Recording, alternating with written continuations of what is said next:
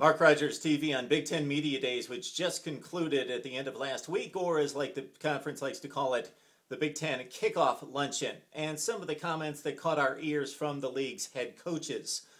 Starting with Ohio State first-year head coach Urban Meyer, who was hammered with questions about the difference between the SEC and the Big Ten.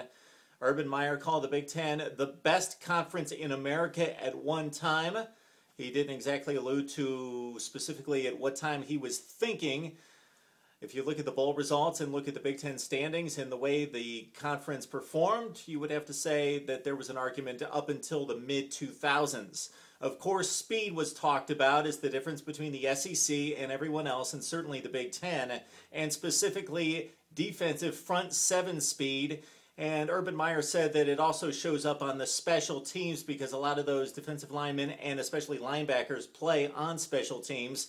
Ironically, the Buckeyes only lost by a touchdown in the Gator Bowl against Florida last year. 2 of those Florida touchdowns came on special teams via the blocked punt and kickoff return.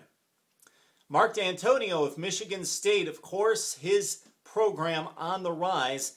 D'Antonio's done a great job in East Lansing, lifting that program from a losing to a winning program.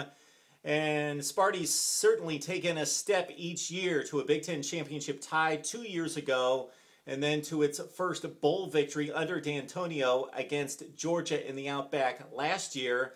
16 starters return. Michigan State's going to be great on defense, but they've got to replace quarterback Kirk Cousins.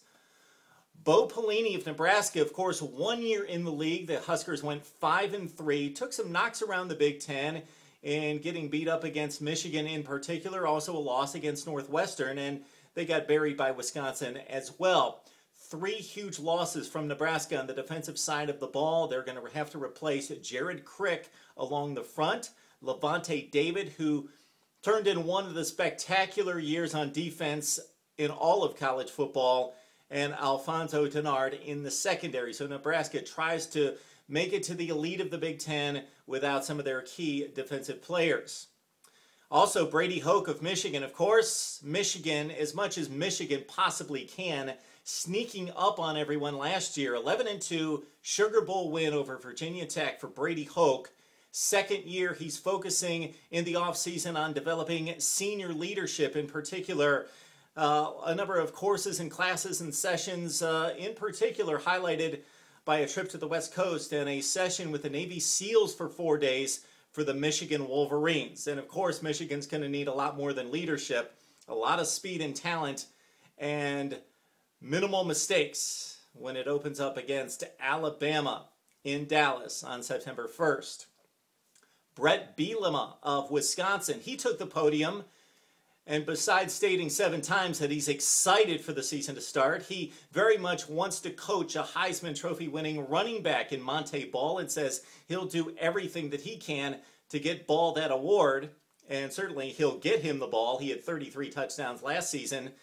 Bielema also said that getting married in the offseason hopefully will make him a much more mature, wiser, and smarter coach. It's also made him about 3 hours late to a lot of functions as well. And when asked which ring is more valuable to him, the Big Ten championship ring of the last 2 years or his wedding ring, Bielema said, well, it depends on who asks me. There you go. Mark Rogers TV on the Big Ten Media Days would love to hear what you have to say about some of these comments, other comments that you picked up in the last week, or the Big Ten in general with kickoff just about 5 weeks away on Mark Rogers TV.